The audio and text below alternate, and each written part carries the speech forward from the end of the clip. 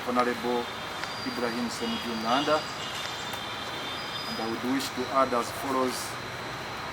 Background is given to you.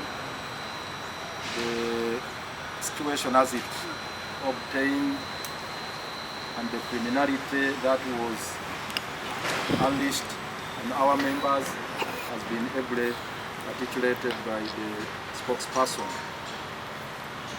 Going forward, you recall we had that delegates conference here and a couple of resolutions were made. The assurance we are giving to the members and the public at large. We have started our work in earnest. We are leaving no stone unturned. We are burning midnight candles. We are working around the clock to execute the mandate entrusted to us because we have very limited time. We were given 6 months within which to accomplish quite a lot. We are assigned the duty of bringing the party back on the rail, and we are vigorously pursuing that. We have said, and I want to reiterate the same, the party had been derailed by the gang that has been mentioned here. And our determination is not in any way about to waver in the pursuit of all the ideals enshrined in our party platforms, the Constitution, the Leap Forward, and all other instruments, and the strategic plan as well. A recap of the resolutions and so far what has been done. Number one, we are given the mandate to constitute the interim leadership, and we are here. You recall, and I want to reiterate, the former party president was suspended, and a resolution was made that disciplinary proceedings should ensue. We are working on that to constitute the necessary team, and rather to put in place the necessary modalities of ensuring that resolution is implemented. Thou shalt not commit a wrong and go scot-free. Thou shalt not flagrantly and obdurately violate the party constitution with reckless abandon and go away without any sanction. That would be a negation of the vision that was espoused by the founders of this party and the members who have sacrificed for the development of the party. Painstakingly who have developed this party. Painstakingly, those who have lost their lives in the name of developing this party. So it would be a betrayal to those heroes of the party if one was left to violate the party constitution with reckless abandon and no actions are taken to address the same. The resolution was made giving us the assignment to take charge of the party. I want to assure the nation, as the acting president of the party, I am in charge and in control. Those who are asking how we do it, how that is going to work out, just keep your ear on the ground, just keep following the developments as they unfold, because everything in that particular direction is still work in progress. But so far so good.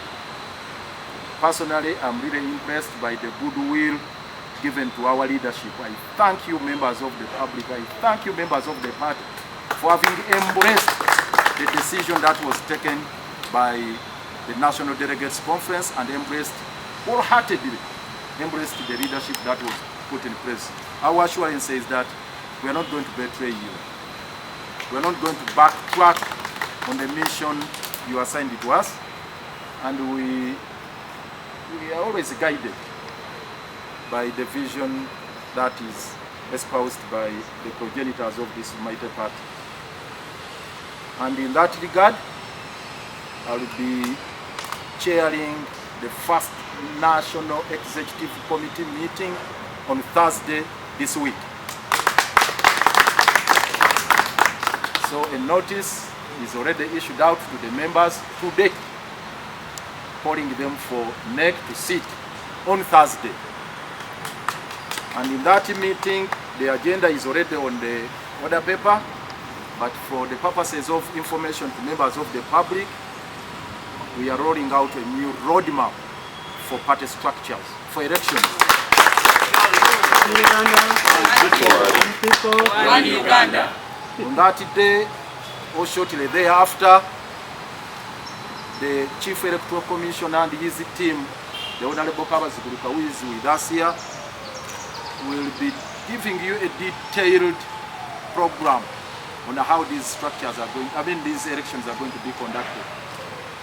We are mindful of the time constraints. We are mindful of the challenges that all of you are encountering, and we are and all of us, because we are in a transitional period, but we are putting everything in place to ensure that we have a smooth electoral process. We are assuring you that we are going to conduct a credible electoral process befitting the party, the party our forefathers established. We shall ensure that the party constitution is respected in that particular regard.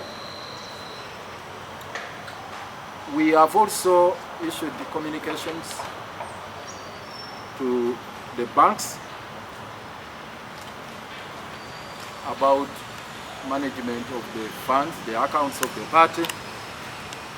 Hitherto, we had the Secretary General, we had the Treasurer, who are signatories to the accounts, and since they are on suspension, and as long as they remain on suspension, their signatures on those accounts cannot be valid. And we are putting the banks on notice. If they honor any check signed by the Honorable Secretary General Nanda or the Ekanya, if they honor them as Secretary General, if they honor those because they are on suspension, the Honorable Nanda is on suspension, the Honorable Ekanya is on suspension. So if they attempt to honor their signature, they will have themselves to blame. We shall take them on legally. The banks have already been notified, and we have substituted their signatures with those who were duly authorized by the Delegates Conference. That is the Honorable Muiche here, who will also have a word with you on some of these matters, and also Kaija, the Acting Secretary General. In the same vein, the resolutions of National Council, or rather the National Delegates Conference, have been duly communicated to the Electoral Commission as required under the Political Parties and Organizations Act, and the party chairperson, the Ambassador Birigwa, will give you details of the same. Finally, we are authorized to drag the person passing off as the Chief Electoral Commissioner to courts of law for purporting to conduct a delegates conference outside the parameters of the FDC Constitution. I'd like to pass on the good news to the members of the party and well-wishers at large that today morning, the 25th day of September, we have filed a civil suit in the High Court of Uganda against one Dr. Byabakama Boniface for holding out as the Chief Electoral Commissioner of the party without being duly elected by or appointed by the National Delegates Conference as stipulated under Article 29 of the party constitution. That is charge number 1 in the suit. Charge number 2, for him to purport to usurp the powers of the office of the chairperson, the Ambassador Lukwago, to call a delegates conference slated for 6th of October. That is criminal. Criminal on the part of the chief, the part of Honorable Byabakama to purport to overthrow the party constitution.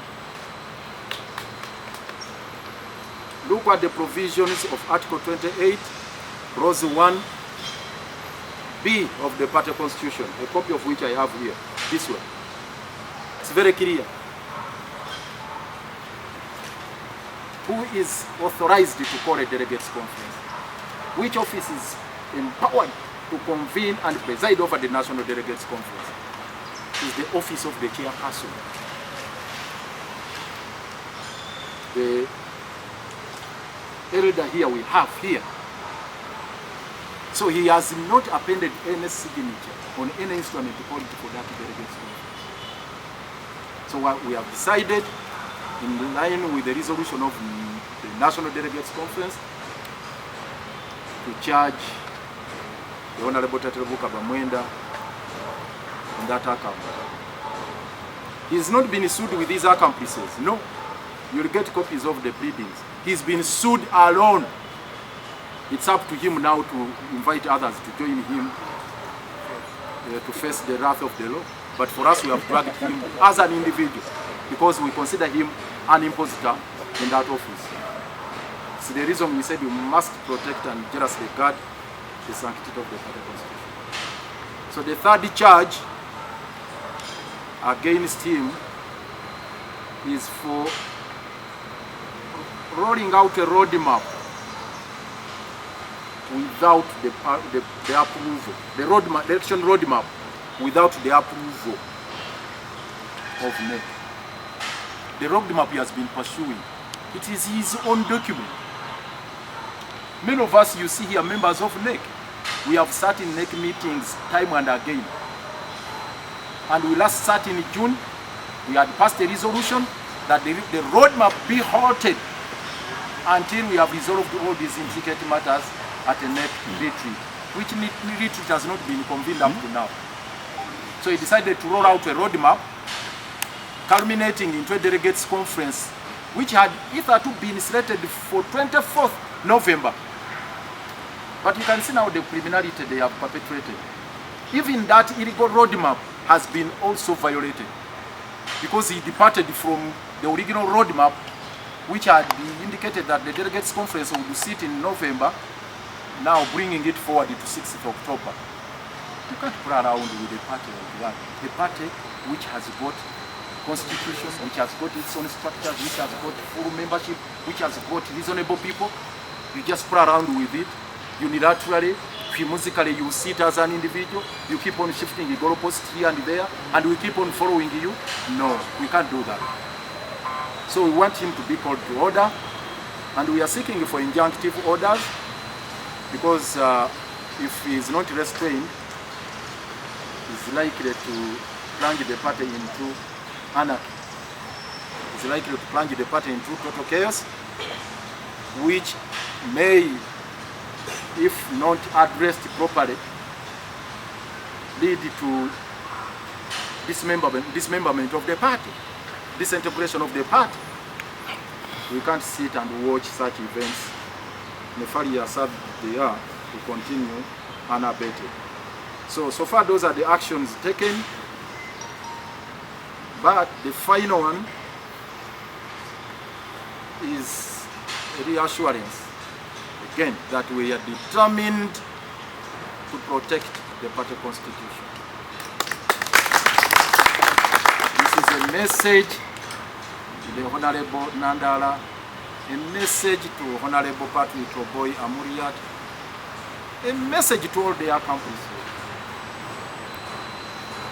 This party constitution is sacrosanct. It's sacred. We can't allow you to desecrate it with impunity. That is not going to happen. And it's our duty and obligation. It is this instrument that ties us, actually that binds us together. It is this instrument here. It's the one that guides all of us as leaders.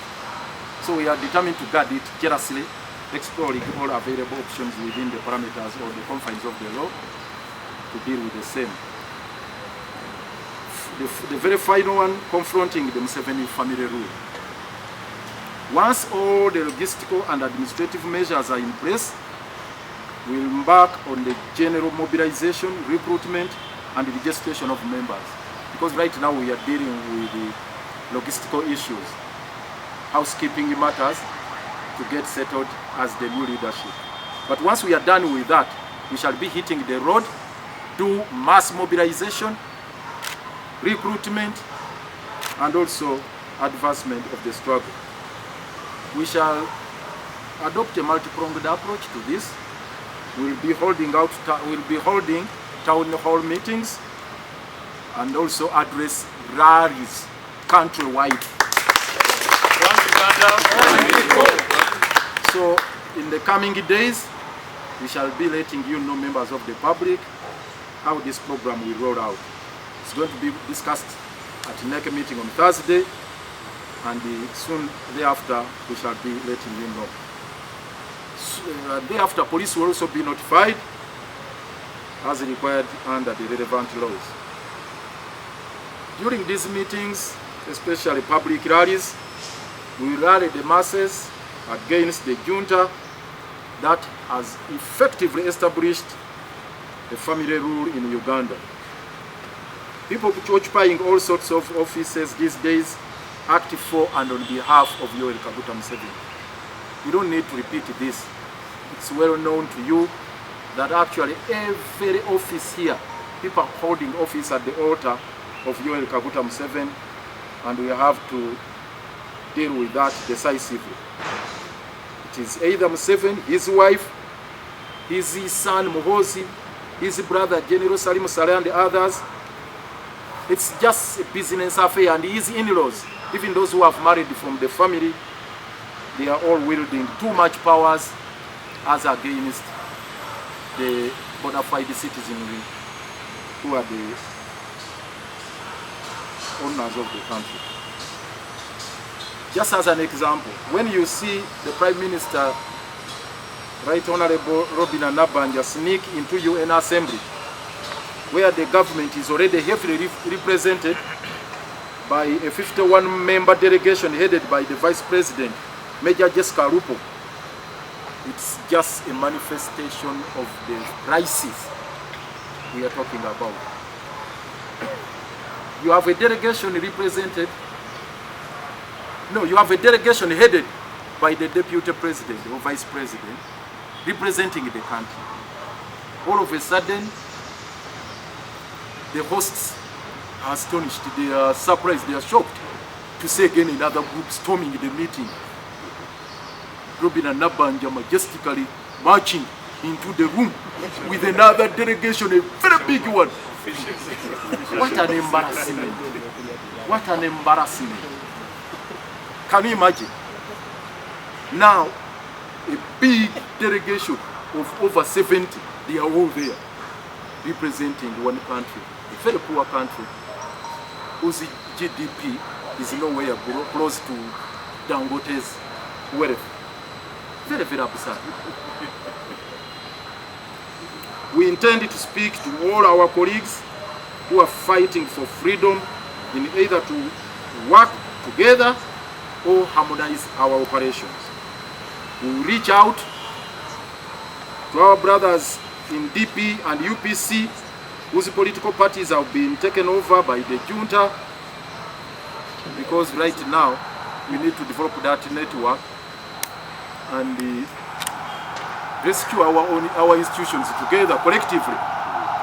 So our brothers in DP, the Rurube Baigas, our brothers in UPC, Peter Warubiri, please, let's work out a mechanism, weave out a mechanism of rescuing our institutions. But in the broader struggle, we shall also reach out to other political institutions and formations, our brothers in NUP, our brothers and sisters in ANTI, CP, JEMA, and other political formations.